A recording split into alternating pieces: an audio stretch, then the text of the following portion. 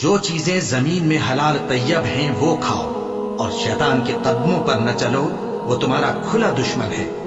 وہ تو تم کو برائی اور بے حیائی ہی کے کام کرنے کو کہتا ہے، اور یہ بھی کہ اللہ کی نسبت ایسی باتیں کہو جن کا تمہیں کچھ بھی علم نہیں۔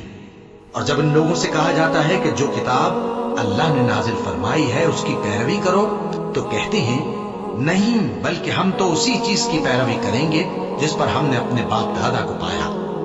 بھلا اگرچہ ان کے باپ دادا نہ کچھ سمجھتے ہوں اور نہ سیدھے رستے پر ہوں، تب بھی وہ انہی کی تقلید کیے جائیں گے۔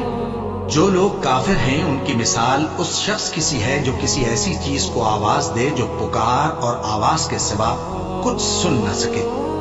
یہ بہرے ہیں، گونگے ہیں، اندھے ہیں کہ کچھ سمجھ ہی نہیں سکتے۔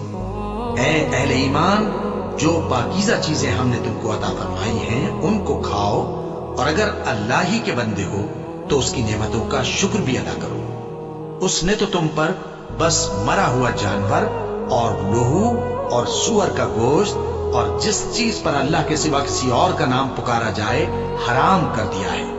ہاں، جو مجبور ہو جائے بشرطے کہ اللہ کی نافرمانی نہ کرے اور حد ضرورت سے باہر نہ نکل جائے، اس پر کچھ گناہ نہیں۔ بے شک اللہ بخشنے والا ہے، رحم کرنے والا ہے۔